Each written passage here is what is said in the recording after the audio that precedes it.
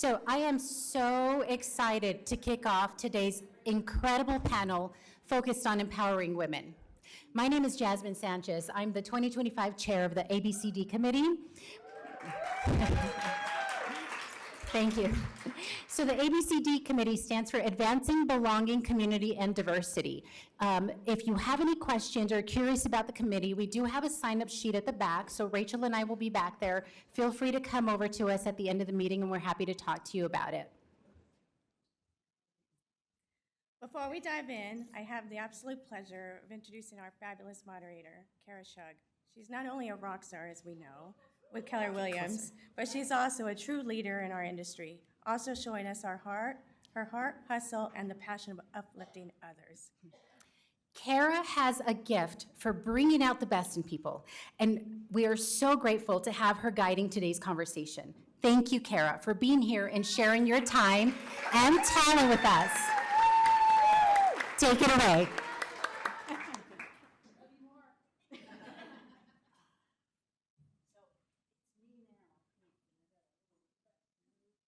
All right, can you hear me? Nope. Can I borrow your mic?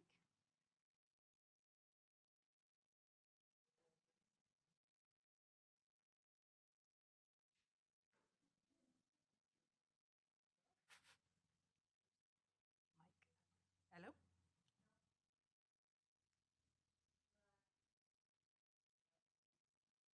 Is yours working? Where's my Gabe? Hello? This part's not. Got me? Okay. All right, guys, holy cow. Can we get one more round of applause for the ABCT committee? I mean, wow. Wow, they packed the house and they're having to bring in new chairs. I love it, I love it. This is amazing. And thank you, mostly ladies that are here, but those gentlemen that were brave enough to walk in here and, woo! Yeah. We love it. We love seeing our guys. And Clint, thank you. That was pretty bold of you too. I didn't know if you knew what you were getting into. So we were going to have a lot of fun, guys. Thank you all so much for being here, and thank you for supporting this. This is such a great turnout, and it's really fun. You know, when you're getting ready for something like this, to have actual lots of people that are interested to be here and listen.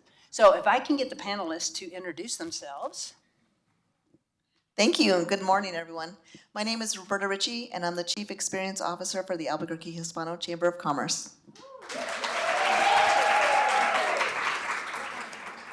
Good morning, everyone. It's really a thrill and an honor to be invited to serve on this panel with all these distinguished speakers. My name is Sela McElvaney. I'm the Vice President of Marketing and Communications for Visit Albuquerque. My name is Clint Gray.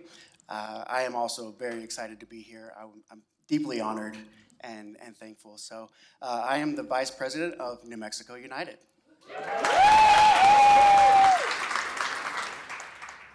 Good morning.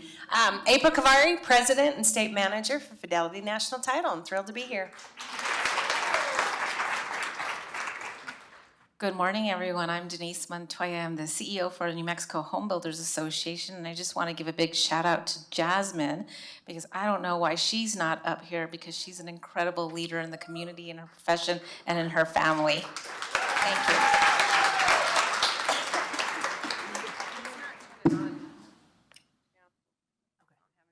All right, so I think it's Dr. Denise, isn't it? Yeah, that's, getting that DR in front of your name is something to brag about just a little bit.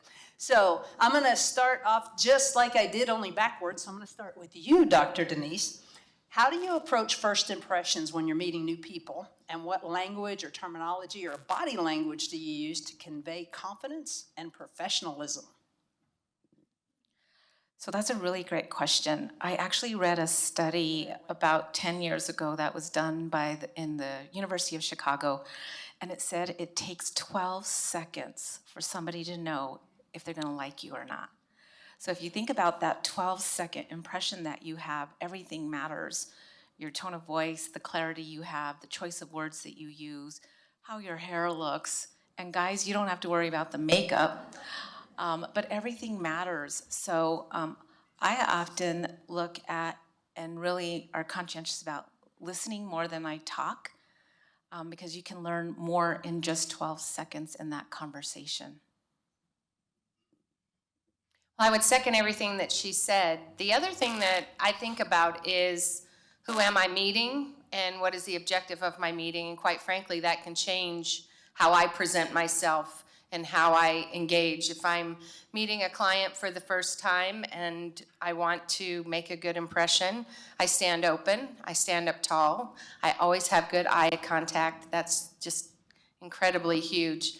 And whenever I personally, when I shake a hand, I like to grab two hands to make them feel, connected in some way. And I will agree with everything that has been said.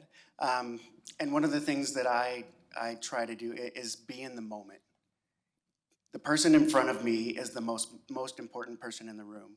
And so I'm not going to be on my phone. I'm not going to be looking around to see who else is here. It's going to be you and that person in front of you. Give them the attention that they deserve. Yes.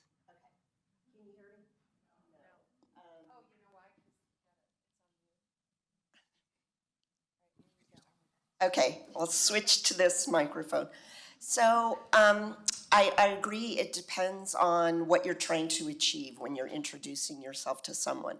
And there's times where your goal is to establish competence or authority.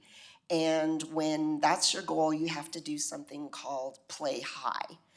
And the way that you play high, if you're a woman especially, this is important, eye contact, take up space, lean into the conversation, use complete sentences, be interested, but do the majority of the talking if you're trying to establish competence and authority. There's other times where your goal is to be seen as approachable. You're not trying to be dominant or establish authority or competence. You want to be seen as trustworthy and approachable. And if that's your goal, you're going to listen more than you talk. You're going to smile more. And your body language is going to be a little more closer to your body, not as big with your gestures, not as expansive. So I think anytime you approach a new situation, think about, do I need to play high and establish competence and authority in this situation? Or do I need to play low so that I'm seen as approachable and trustworthy? Thank you. I think some of the things that are really important is making sure that you have a firm handshake and that you have very good eye contact when you're talking with somebody. I also think I really firmly believe in building relationships. So every person that I meet, we have things that we could, either it's a personal friendship or it's a business transaction, or I need help or they need help of some sort. And so I try to really do my research before I meet with somebody, make sure that I'm very versed in their company, who they are, maybe some connections that we have with one another. That way, when I go into the conversation, rather than just saying, hi, how are you, it's we can get a little bit more depth in our conversation. Awesome answers. Good stuff, guys. I hope you're taking notes. So, can you hand that to Denise? Denise, did leadership opportunities naturally present themselves to you in your career, or did you just have to create them? And how did you navigate that journey? Oh, no. That's a great question. Most of my positions in my career have been created for me, and I really link that to the fact that I love learning. I'm fascinated with the unknown. I'm fascinated with innovation and creation. I build, I design, that's how I naturally think. So a lot of my positions, because I was willing to work so hard and because I was willing to learn what I didn't know, people would find opportunity to promote me. And then I've made a couple of bad career choices, and looking back, I realized that it was God's way of sending me to something even better. And so an example of that is I took another job outside of Albuquerque, and it was the most amazing experience of my career because I was learning and building and designing. I got into presidential leadership at a university. I did all kinds of statewide programs. I led one of the most successful leadership development programs for students in university, and I wouldn't have known all that if I didn't make some bad choices early on. But I've been really fortunate because the leadership positions that I've held, the majority of them have been newly created or positions where they wanted change and innovation, and that's why they selected me in those particular roles that I've enjoyed and thrived in. Thank you. So, April, hang on to that. So, April, did you always see yourself as a leader, or was leadership recognized in you by someone else? And how did that realization impact your life? You know, when I first read that question, I have to tell you the first thing that came to mind, this is kind of silly. I was in 3rd grade and I wrote and directed a play for Thanksgiving for our elementary school. And so I think back to then, like, oh my gosh, maybe I went to my wrong calling, you know, could have been an Oscar winner by now. But I think that I've always had a tenacity for wanting to be part of something and build something from a very early age. I don't think I sought out leadership as much as I sought out ways to help people. I was one of those that saw someone struggling and I was going to help them so that they could get a better grade. Or if they weren't the best player on the team, I was going to try to help them so that they could get there. And I think those types of things just led me into being a leader. I think my work ethic, work ethic is just critical when you look at being a leader.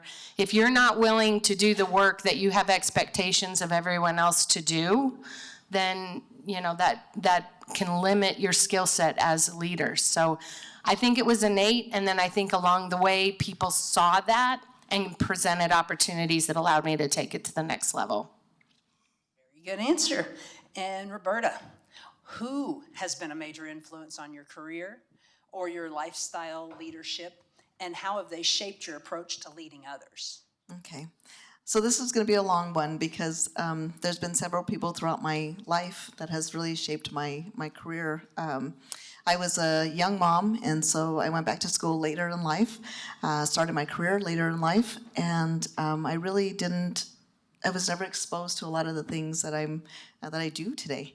I was never exposed to meetings and board meetings and just community work.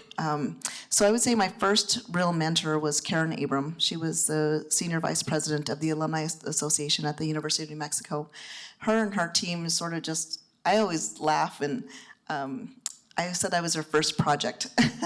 They saw this bright-eyed young, well, I was a little older, but still a young woman, going in and starting my career after going back to school. And, they just took me in and kind of taught me a lot of different things about how to network, foods, how to interact with people, and just so many different things, how to do events well, how to really make sure that people feel welcomed and noticed, and how to build relationships that are lifelong lasting. And I'm always a continued lifelong learner. So that was one. Two was Cheo Torres, who is Senior Vice President of Senior Affairs at UNM, and also Peter Sanchez, who is the CEO of Etrisco Companies. These two men really pushed me out of my comfort zone at every level. They had me do fellowships, they had me sit on boards, they pushed me into the community. They taught me to take chances. They really sort of made me see the world bigger than what I was seeing it. And I could have stayed in my role at UNM, which would have been fine. I've had a great career. But also, I would have never been this. They really kind of saw something in me that I didn't see. And I opened myself up to that. So I think sometimes as women, maybe we don't open ourselves up when somebody's pushing you and they're making you do things that are hard and they're making you get outside your comfort zone. And sometimes you don't realize that they're doing it because they care. They're not doing it to be mean or to be aggressive or to belittle you, but they're doing it with love, and they're seeing the power within you that you're not seeing yourself. So I would say if somebody's like that in your life, take advantage of those things. And then I have recently, when I was at the executive director of the National Hispanic Cultural Center Foundation. I had Janice Torres, who's a president of Blue Cross Blue Shield of New Mexico. And I was going through a lot of different changes there with leadership on both sides. And Janice is just this, I don't know if you know her, but she is just this calm within the storm. She just knows how to, no matter what you're going through, no matter how many stresses you have, she just kind of calms you. And she used to always tell me when I was, stressing out a little bit, this too shall pass. And I really appreciated that with her. So I've been very lucky to have a lot of great people in my life leading the way. Very good answer. And the next one goes to Sir Clint. So what advice would you offer realtors aspiring to take on leadership roles within their communities or industry? Yeah, that's a great question. And when I looked at it, I came up with maybe my standard answer. And then I thought more about it, and I thought about my life. And I have two parts to it. It might be kind of long. You might have to give me the 1 minute warning. But first, you don't have to wait for a leadership role to lead. Lead from where you are. And that's been be supportive of those that are around you and put in the work. So what I mean is educate yourself. Work when no one else is working. Work when no one's watching, because that's when you make a difference in yourself. And so when I think about that, I spent 25 years in banking before I switched to New Mexico United. And back in the 90s, I was at Educators Credit Union, now Nucinda, and I had a manager. Her name was Terry. And I remember going in to her office, and I would ask her questions, and then she would just stare at me. And I was like, is she on the phone? And 30 seconds later, I walk out of the office just like, okay, I guess I'm gonna go figure this out on my own. I would love to have a camera in her office for when I leave to know what action she did. Is she laughing? Is she, happy with herself? But what it did was it made me do the work, because she knew that I was just being lazy, that I was just going to someone that I knew had the answer, when I should be trying to find the answer myself. And so that's what I would challenge you to do as a leader, is find the answer yourself, because that will make you a great leader. Off the chart. Great answer. Celia, it is your turn. Leadership often demands tough choices. How do you navigate the challenging decisions while staying true to your core values? Yeah, I thought the wording of this question was interesting, because I think if you deviate from your core values, then you don't really have core values. Your core values should guide everything that you do. They're your belief system, they're your morals, your ethics, your integrity. So I think any decision that you make has to be in alignment with your core values, because you're not being true to yourself, and you're probably making bad decisions if you're not staying true to those core values. And being in a leadership position often means that you are making sort of the decisions that no one else wants to make. I try to empower my staff and my team to handle things. I don't micromanage. I trust them, and I empower them to make decisions on their own. So if a issue comes to me where I have to make the decision, it means it's pretty important, a higher level.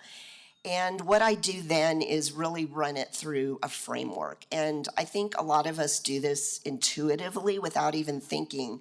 It's almost like instinctual that you run things through a framework when you have to make a decision. You do your research, you weigh the pros and cons, you look at what are the risks of making a decision one way or the other, or what are the risks of inaction, because sometimes not making a decision is making a decision, when you don't act. And then sometimes you have to consult others, consult people you trust. If it's something, that you're really struggling with, bring other people in to help you. You don't have to do it on your own. Find people who are advisors who or consultants who you trust their guidance and advice, and use them as a sounding board. Try to be objective, take emotion out of the equation, because emotion gets you in trouble. Don't make decisions based on guilt or fear. Always try to be objective and do what's right. And last of all, don't overthink. I think sometimes we overthink things and we wind up paralyzed because we don't know what the right course of action is. So avoid that kind of, what they call analysis paralysis, where you're just avoiding the decision, because sometimes at that point the decision gets made for you if you just wait too long. So I think that would be my advice. Always make decisions that are in alignment with who you are and what you believe in and with your values, but run it through that framework. And like I say, the most important thing is, if you're really struggling, make sure you have good advisors surrounding you that you can bounce things off of. Even if you're not really struggling, you should have good advisors. We're going to go back down to Dr. Denise. So how can realtors build a thriving business while actively promoting diversity, equity, and inclusion to drive lasting change in their communities? I think there's a lot of opportunity to do that. First of all, really connect with people and be a good listener. Not too long ago, I taught in higher ed for 15 years, and I taught leadership management and HR classes, and I did a study. I went to a party, and I said, I'm going to just ask a lot of questions to the people that I know. And we were there for probably 4 hours, and I got to know a lot of people. How many people do you think asked questions of me? 0 in 4 hours.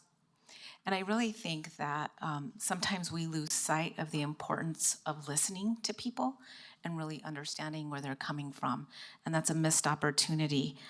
People feel included when somebody's actually listening to them. Be an expert in your industry. Know as much as possible. And one of the things that you can do is just get involved.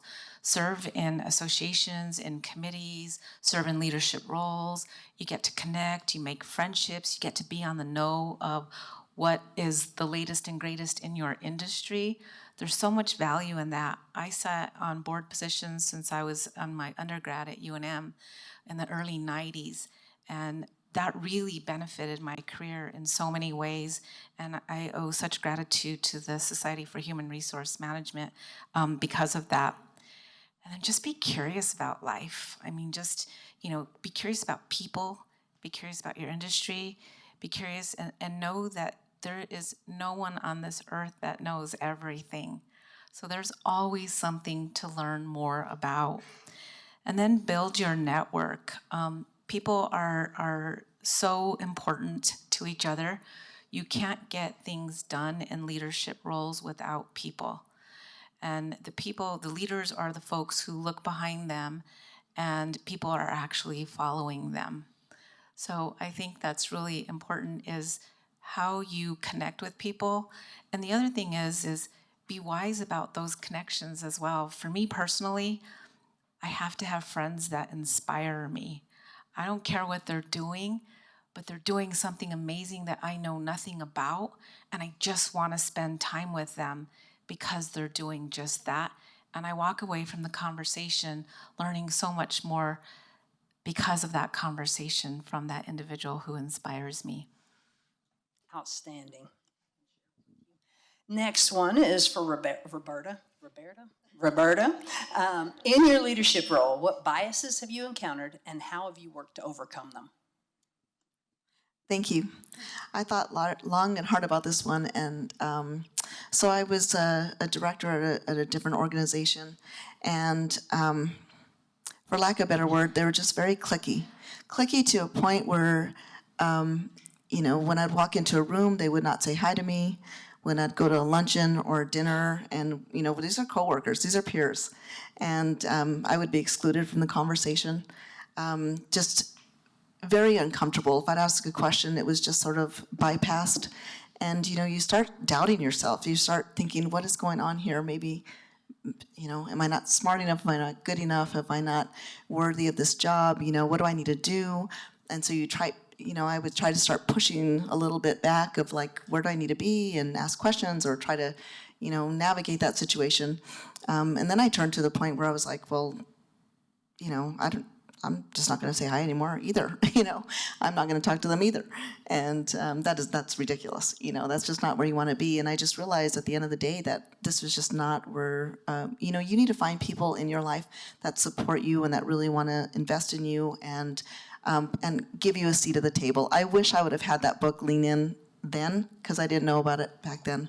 But if you haven't read it, it's a really, really great book about, just getting a seat at the table. I was then offered a position where all those things about me that I had doubted and was insecure about actually were celebrated and honored. And it was one of the reasons why I got the leadership role that I did.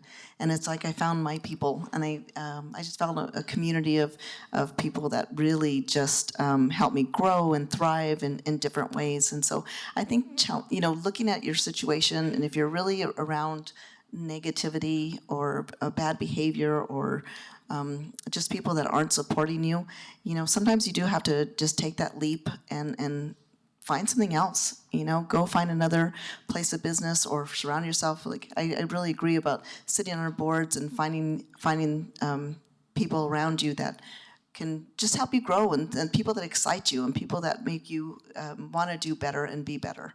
So that was one of the biggest things that I had to overcome. That was beautiful. Thank you for being so vulnerable. Yeah. Just a show of hands, how many of you have faced something very similar in your, look.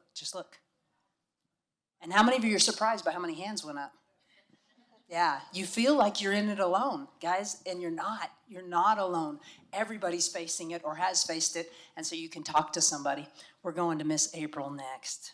So April, what qualities, whether traditionally associated with femininity or not, did I say that right? I didn't. Femininity.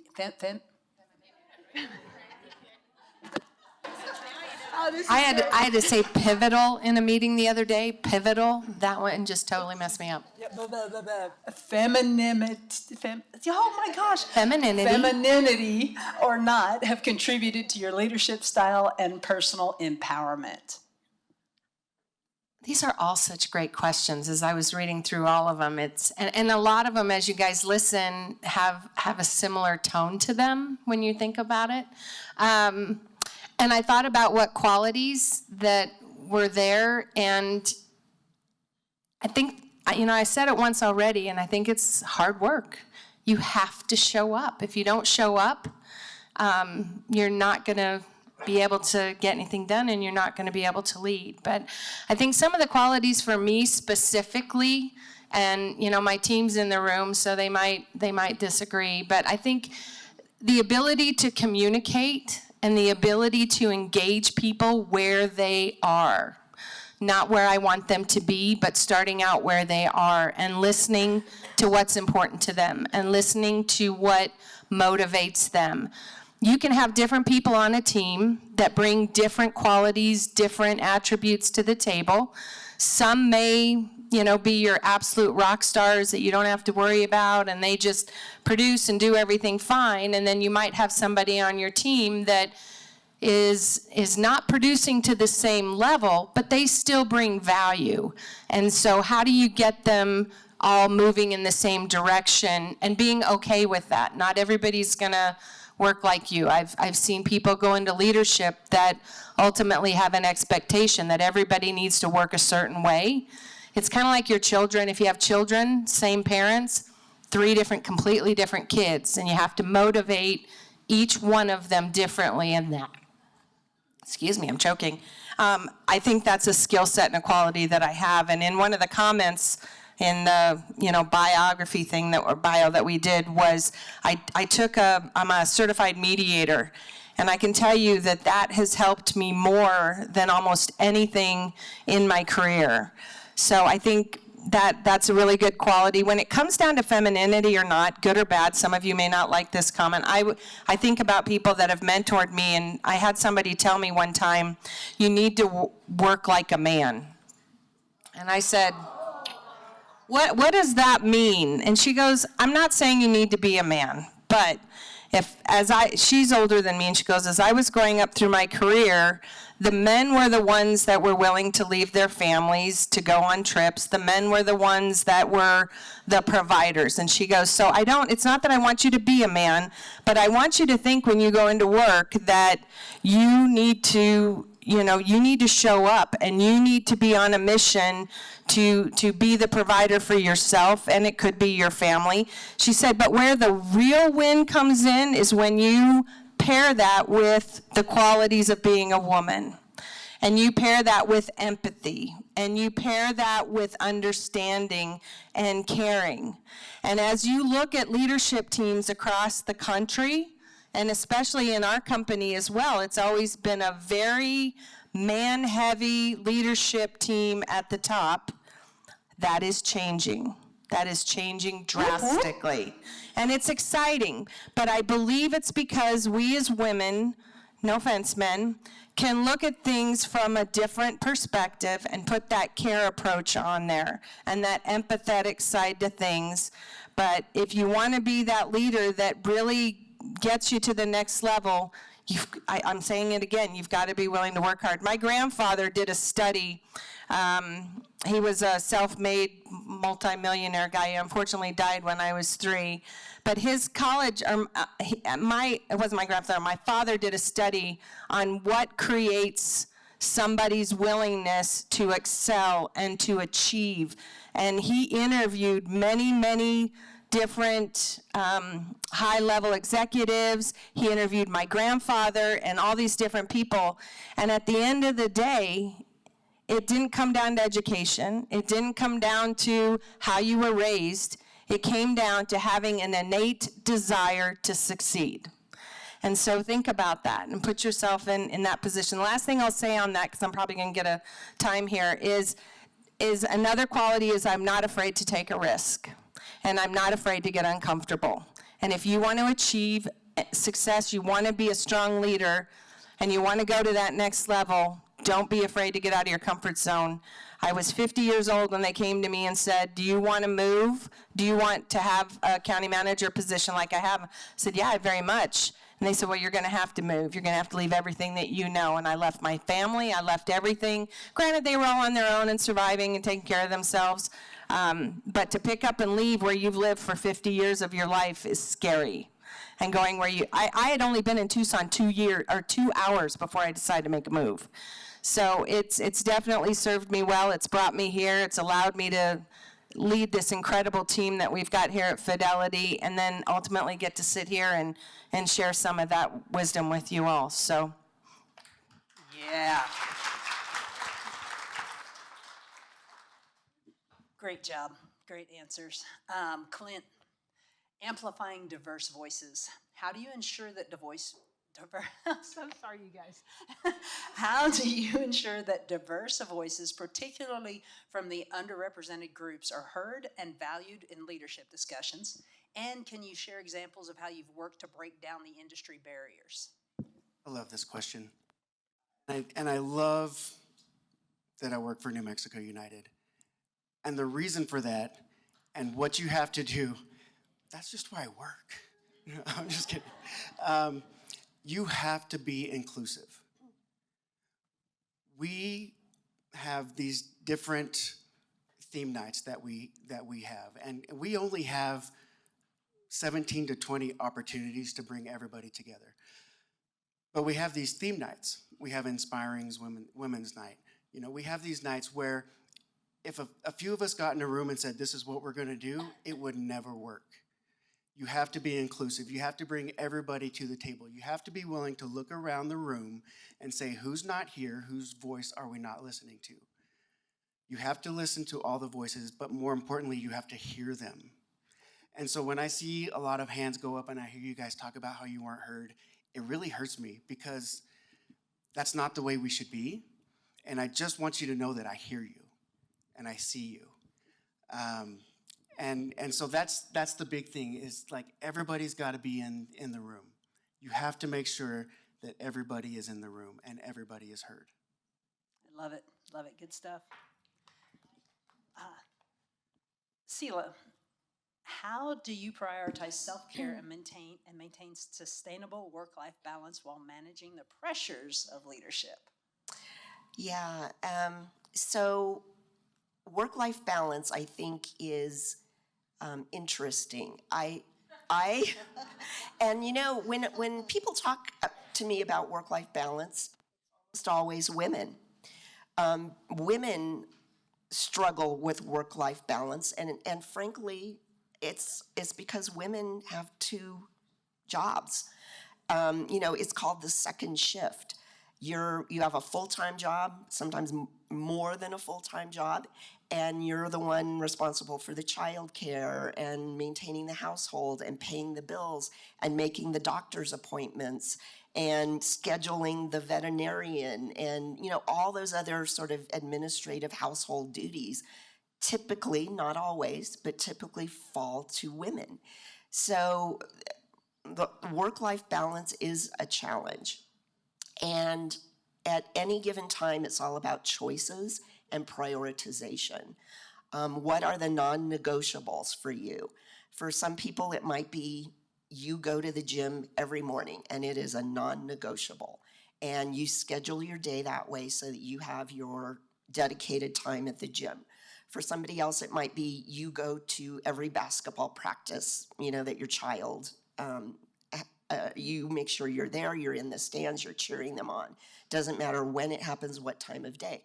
So make those choices as, you know, what is non-negotiable for you and what are your priorities. And it's going to fluctuate from week to week. Some days your work life is going to demand 80% of your attention. Other weeks, your personal life is going to demand 80% of your attention. Where you get in trouble is when it's all or nothing, when all you do is work and work is always your priority. That's where you get in trouble. And I'm going to talk about what works for me, which may not work for everyone, but what I have learned to do, especially when you're in a position of leadership, it's hard to turn things off. So I don't try to achieve work-life balance. What I try to achieve is work-life integration. So what that means is if I have to leave work early to go, you know, to a ballet recital for my child, I will, you know, leave work early, go to the ballet recital, but log back on that that evening and get some work done. If I go to my nephew's basketball game, during halftime, I'm answering emails. If I stay late at work one night because I'm trying to meet a deadline, then maybe the next morning I go in late because I decide I need to go to yoga. Because I worked all night, it was a crunch and I met this deadline. So I'm gonna, you know, take time off and repay myself and re-energize myself. So it's more like about work-life integration instead of trying to achieve any kind of balance. And works for me. The second thing that's been important for me is you have to have a support network at the office and at home so that you have a colleague who can cover for you at work when you go on vacation. So that when you're on vacation, you're not constantly worried about, is this getting done?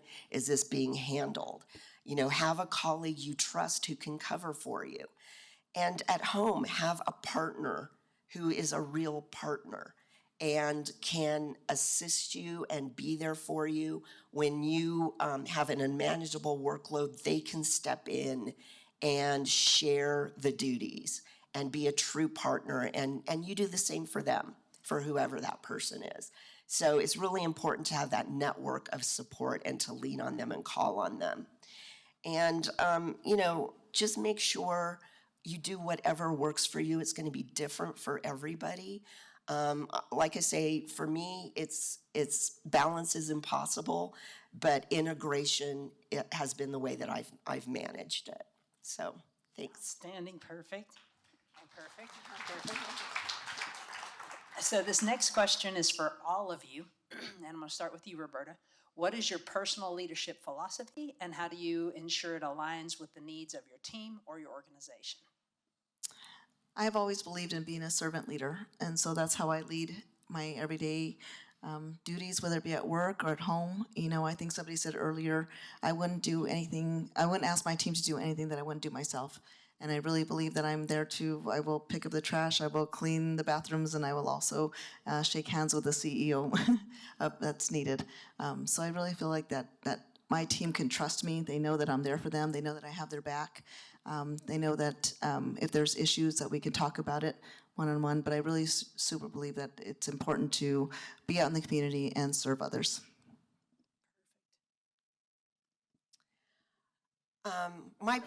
I think my personal leadership philosophy is take the work seriously, but don't take yourself seriously. You need to have fun at work. And I encourage my team to be themselves at work, you know, bring their whole self to the workplace. There's going to be stressful days, there's going to be deadlines, there's going to be crises, and it's important that you show up and you handle them in a professional way and take it seriously. But you also need to be colleagues and have fun and develop a team. So, you know, take the work seriously, but don't take yourself seriously. And I agree with both of these statements. And gosh, I've never had to define my leadership philosophy. And so when I think about that, it just be genuine, be you, be the leader that your team needs. But also, like it was said, willing to do the work. You have to do the work. You have to lead by example. and I'll say, I have 7 kids. Okay, 7. How many? 7. From 31, thank you, down to 13. I went to the doctor. I went to the dentist. I went to the school visits, okay? I want my employees, I want our team to do the same thing. My philosophy is family first. Because if you can take care of your family, the work is gonna take care of itself. And so I think that's my philosophy. Love it. I love that, because family does have to come first, and we talk a lot about that where we are at Fidelity too. But I think the first thing that came to mind when I read this question was servant. I believe that leadership is a calling, and that in order to get the best and most out of your people and help them get where you're going and meet the objective, is you have to serve them. My number one client, I would love to say it's all of you realtors, you are amazing, but my number one client is my team and my staff. If I don't take care of them, they can't take care of you. And it's, if I never want to be just standing up there going, I won. Every single one of them are there and they contribute, and making sure that they know that I support them. I want to help them reach the goals and objectives that they want to reach.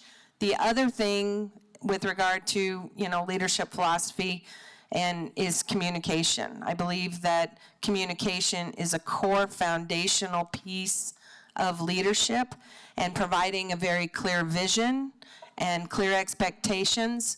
If you can't do that and you're asking everyone to come along with you and to follow you, but they don't know where they're going or why they're going there, you're not going to be able to achieve those results. So family first, obviously, having a servant-style leadership, and then creating a very clear vision and expectation and objectives is where I'm at.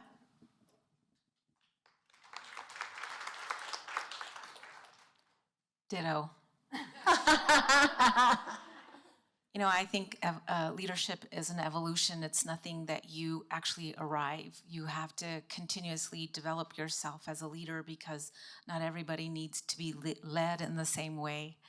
I also think there's something amazing and inspiring about working with high-performing teams, and I've been able to be in those environments for the majority of my career.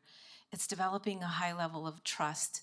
It's developing learning as the way we just operate. It's about developing collaborations with people and helping people feel included and part of something that's greater than themselves. It's about creating something that doesn't exist into reality and getting people to buy into that vision that you have that doesn't exist, and together you create it. So a huge part of leadership is cultivating that high-performing team to do amazing things together, that at the end of the journey, you look back and say, wow, can you imagine we created this together? So there's a whole lot of components to leadership that we really have to think about, but it's also thinking about how we reflect on our experiences and how we take time to really learn not just from the great things, but the things that we make mistakes on. And I think that's one of the reasons, two of the reasons I love that you guys asked the question about your favorite authors. Two of my favorite authors is Brene Brown, and I really respect that she focuses on vulnerability, because leadership and creating new ideas makes you vulnerable because you don't know what to expect, and fear is the false evidence appearing real. But through vulnerability, as she says, is birth innovation and new ideas. So we have to be able to be vulnerable. But I also think the second author that I chose was Marcus Buckingham. Not only do I have a crush on him, and yes, my husband knows that, he's a researcher and he looks at data, but he really talks about understanding your strengths. And what I love is to surround myself with people who have different strengths than me, because together we can create something amazing. Because if there was a bunch of little me's running around, that would drive me ultimately crazy. So understanding people's strengths is, I think, a large part of that, but most importantly, putting those strengths to work to make the entire team successful. But remember, you are creating every single day something that does not exist. And we shouldn't fear that, but yet we fear that. So that would sum it up. But before I leave, this is a perfect opportunity. The New Mexico Home Builders Association has an amazing conference May 16th. It's on a Friday. This morning, a couple of our folks are actually going in front of the Regulations and Licensing Board to ask for 4 hours of continuing ed to come to this conference. We've got Allie Wolf, Danushka, Skilling, Chris Porter, and Dr. James Krupe, who's going to be talking about the housing industry, giving data and statistics from a national level, a state level, and some metropolitan levels. And we also got a leadership motivational conversation that's going to happen that's really going to inspire us to innovate and lead forward New Mexico together. So please join us. Ashley Garrett right here is with us, and she has all these good tools here. And so, Ashley, if you don't mind just kind of spreading them out for people, please join us. We'd love to have you there. And just thank you for the opportunity to be here today. Well, we really appreciate it. And one of the things that you brought up twice now, and I want to kind of add to it just a tiny bit, because I don't know where I heard this, but it was so powerful. Both times you said, like when you're raising your kids, some of them are going to be different. When you're working with employees, some of them are going to be different. Guys, some people are 100% people. Some people are 50% people. Some people are 30% people. And if they're in your industry, in your world, you need to get that 30% from the 30%er, right? Like work with them where they are. So I thought that was really insightful. And we cannot thank you enough. Guys, this is a panel of people that are not in our industry, and we can learn so much when we step outside of our own industry. So I hope you took a whole bunch of notes, and I'm handing it over to these beautiful ladies.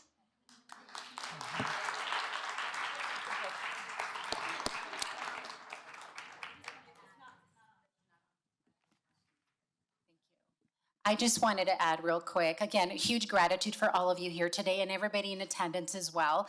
But I was in the back of the room getting chills and getting emotional at so much of what you guys covered today. So I'm glad you guys were in the room when it happened. So thank you.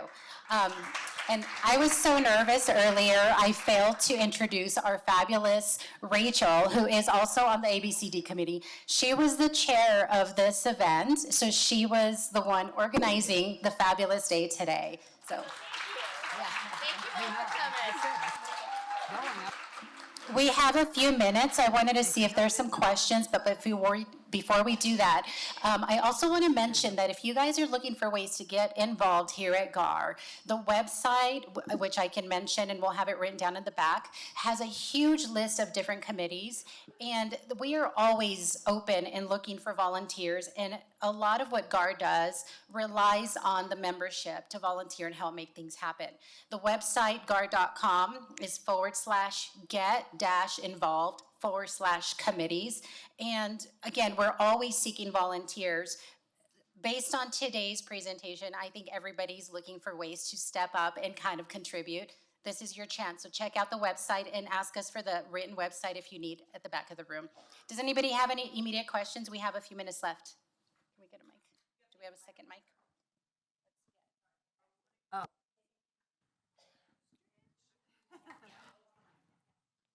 Good morning. All of you guys are so well-spoken, and I was curious if anybody went to any sort of training or anything to get rid of the ums or the extra words that we say a lot. They don't have one. Do you have one? Oh, you do have one. My bad. I didn't go anywhere specific by any means. There's just never been a fear of being in front of an audience, and yeah, so, no. I would say the same. I have not gone.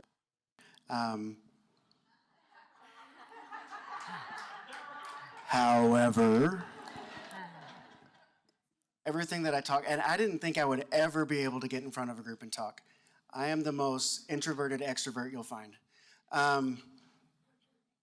But everything that I talk about, I promise, it's all passion. And when you have passion, that comes across.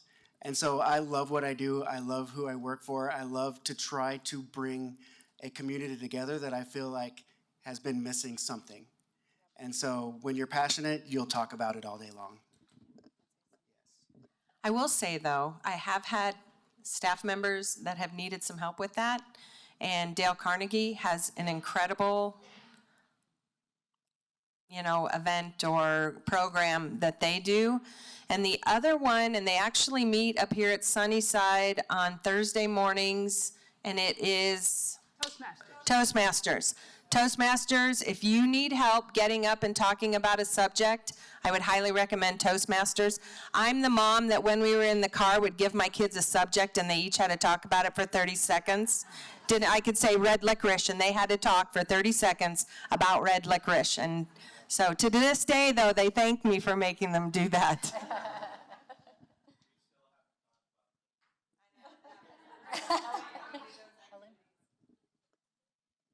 I would just add to that preparation is everything. The more you know about the particular topic that you're talking about, the more preparation you do, the more confident you are to share the information with your audience.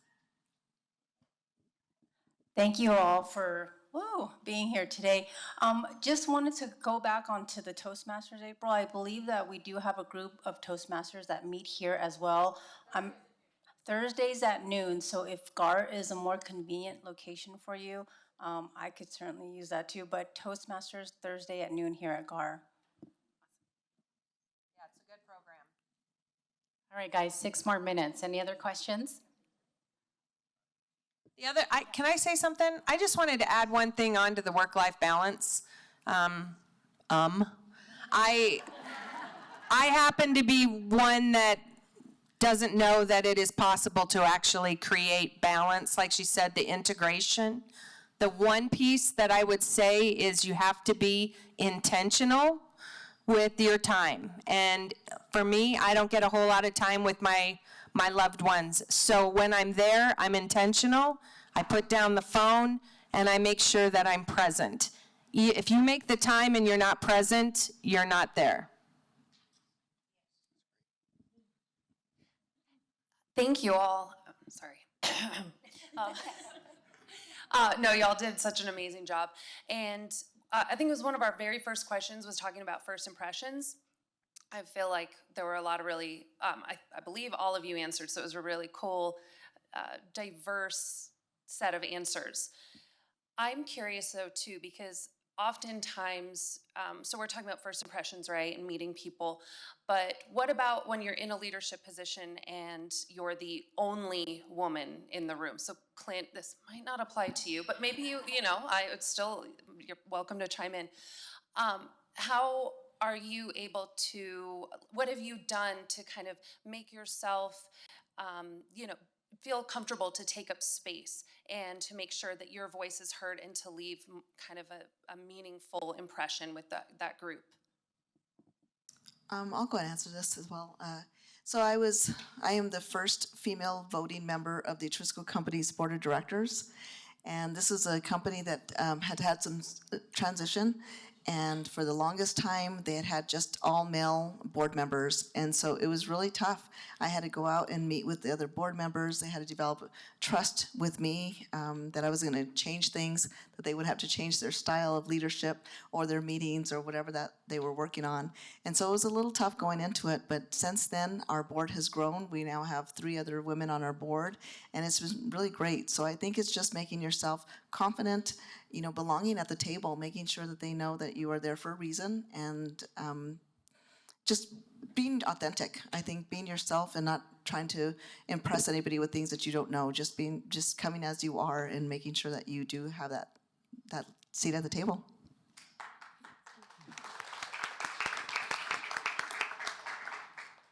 One thing that I had to learn, because I often was the only woman in the room, and one thing I had to learn was how to eliminate certain phrases from my vocabulary. And a lot of women do this, and you, if you listen for it, you will notice it. Women tend to say, "This might be a stupid question, but," or "I was just wondering if," or "How about if we maybe consider doing this?" So you immediately, by using phrases like that, you diminish your own competence, you diminish your own ideas. If you have a question, just ask the question. Don't say, "This might be a stupid question." Just ask the question, say what's on your mind. You're at the table for a reason. Don't forget that you have a place at the table. You're there for a reason. And don't sabotage yourself. Try to listen for those phrases and eliminate them from your vocabulary.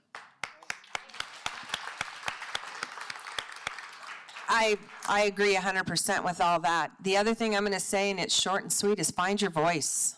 Find your voice.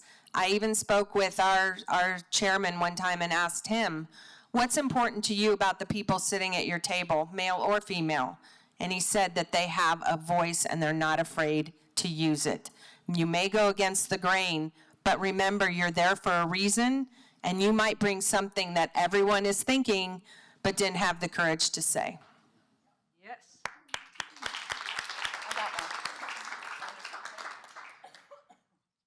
One of my leadership jobs was in an institution of 30,000 plus people, and I was often alone in the room without my PhD in a room of male PhDs. And what I learned is that data was important, and if I was going to influence data, I needed to come prepared with data. The second thing is I then went to an organization that was all white females, and I stood out again, and their decisions were based highly on emotions. And talk about a culture shock. I love the way you said, find your voice and don't be afraid to ask questions no matter what environment you're in. The second thing I would say is there was a study that was done that I went to a conference at, that it was a PhD who went around the world to interview ladies in leadership roles that were ambassadors of the countries, very high level. And what she said is, I was trying to distinguish the difference between men and women in leadership roles. Both are equally important. Not one is better than the other. But the distinguishing factor that she found in her studies was that women lack the confidence that men have. When that next promotional opportunity is available, what do we say to ourselves? Am I ready for it? What's my family gonna say? Is my colleagues gonna support me? Oh my God, I don't have that experience. I don't have the education. So there's all this self-doubt, whereas men are like, I'm ready, bring it on. I'll figure it out, I'll learn it. And so I think that's one thing that we all have to do better at as women and as men, is work on our confidence. And the only thing that helps to develop that is competence and being prepared and being willing to work your little booty off when nobody else is doing that. It sets you apart from so many other people if you're willing to go the extra mile. Thank you. This question is about getting people to the seats of the table. So Clint, this was part of your answer, and some of you just answered this now. We have a few of our GAR Leadership Development Program people in here, and they're looking at growing their leadership. And I know you say you want them and you work to get them at the table, but if you're not the one that's setting the agenda and inviting people, how do you, if you want to be in that room, how do you help get yourself in that room in front, to get that person to say yes, get them in the room and at the table? First, I would say you have to be vocal. You have to let them know that you want a seat at the table. And when the call to action comes out, answer it. Because it'll come out, and raise your hand and be the first one to say, I want to be involved. So yes, we reach out to certain people, right? But we also don't know what we don't know. So let yourself be known that you want to help. You want to be. The other thing I would say, one of the things I didn't mention earlier that was kind of one of my traits is I'm a little bit competitive.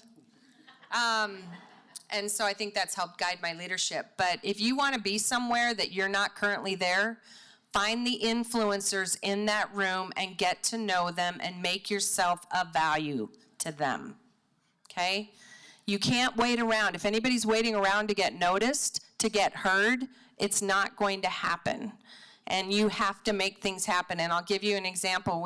At the beginning of COVID, I was part of a cohort that, for Fidelity, we've really been looking at how to empower women into leadership.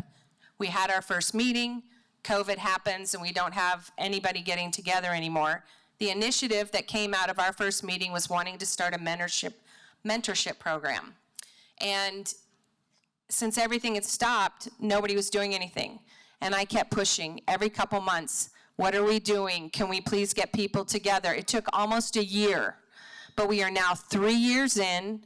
Twice a year we run a mentorship program geared towards women and helping them to be the next leaders in the company. And as a result of it only happened, and they will tell you, because I continued to push it.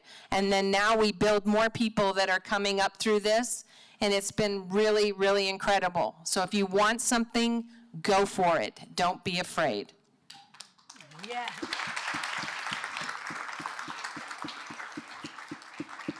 Let me tell you something, ladies and gentlemen. What April just spat out, okay, louder. What April just said, she has no idea I'm going to say this, and I bet she probably doesn't even remember doing this. But when she first showed up at Fidelity, she reached out to get in touch and just wanted to meet me and talk to me. Well, I was really busy. Realtors, can you hear me? Can you feel me? Right? And I didn't respond. And I didn't respond the second time. The third time, she signed up for a Zoom call for my podcast.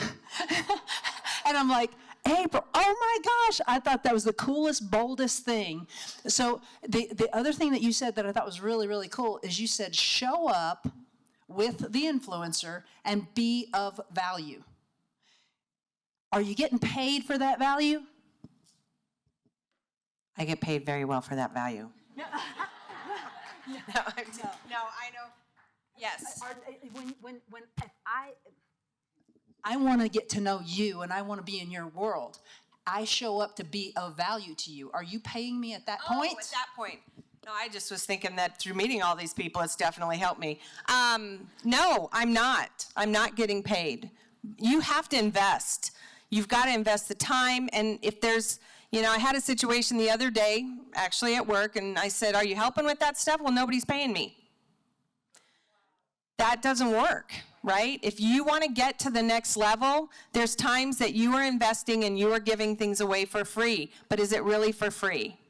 Because it's getting you to where you want to go. I'll be frank, when I took this job and moved to Tucson 8 years ago, I took a big pay cut to be able to get there, because I knew that by doing that, it was going to then further launch my career, and it brought me to Albuquerque, and I'm extremely blessed because of it.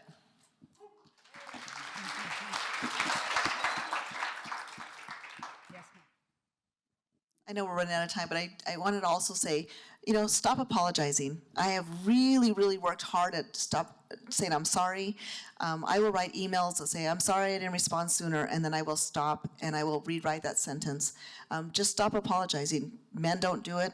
Why do we do it? We don't need to apologize. I mean, occasionally you do, but, really be thoughtful and only apologize when it really is something that you are truly sorry for. But if you're late or you're behind in your emails or you have something else going on, there should need to be an apology for that. Life is hard and we're all doing many, many things. So just say why you were responding to them a little bit later and then move on. Beautiful. So kind of in the same vein of you're going to go be of value to someone, the same thing, how about paying to get in a room? Have you ever paid to get in a room? Have you ever paid to meet the people that you wanted to meet to go to the next level? Absolutely. So things like this, you're paying to, if you're not a member, to pay to be here to meet some of us, some of the other people in the room. Sometimes you have to go to luncheon. Sometimes you have to go to events and everything and pay. And if you know somebody's going to be there that you want to meet, absolutely make that investment. Yeah, networking events are worth your time. I know that some folks, maybe not realtors, but some people are introverts. I think most realtors are more extroverted.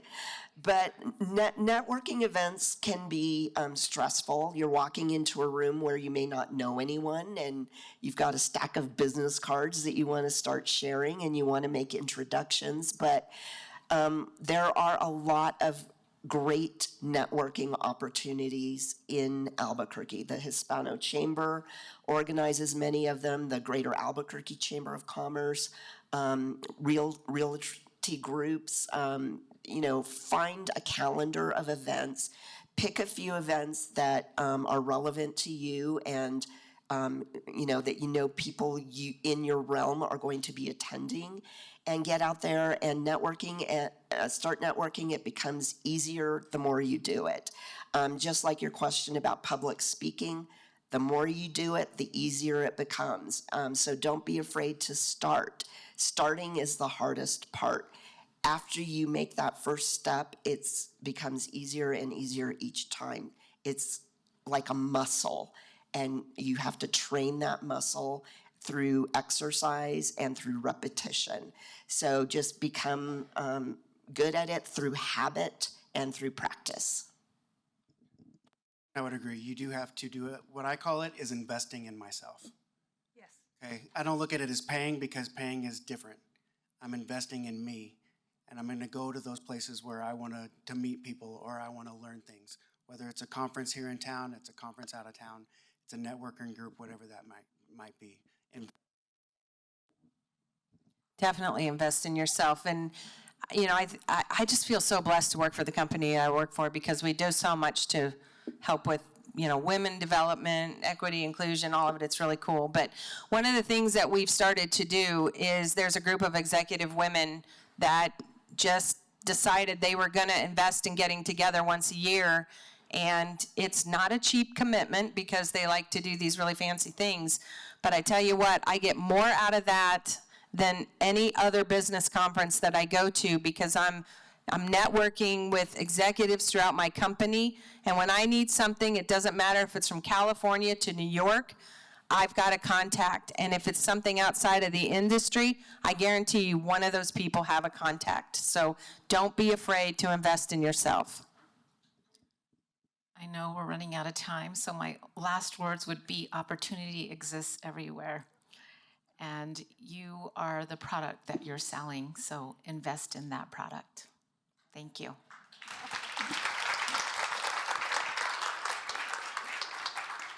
Outstanding. You guys killed it. Like, absolutely killed it. Great, great job. There is a handout, and I stole a few of yours on the front row. There's a handout here.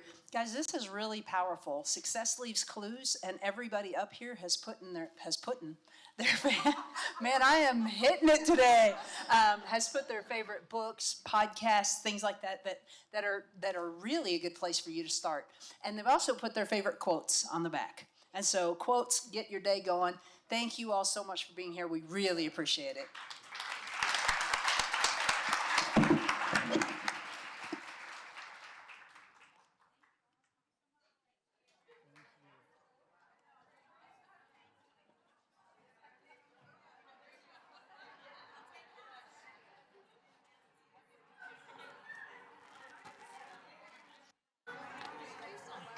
Wonderful. Great. You look amazing. I'm Laura Garner. I'm Oh. business partner Yeah, at yeah, ERA yeah. Summit. I've heard your name for a million years, and all I've heard is amazing things about you. And so when they said, hey, we should get her, I'm like, I don't know her, but she sounds great. Let's get her in here. So thank you for being here. Oh. You made this even more fun. Oh, cool. Well, thank you. It's Yeah. good to meet you. I've heard your name forever. It's same deal. I had no idea who you are. Isn't that crazy? I know. I know. What a Well, wild there's deal. a lot of us. Well, there are.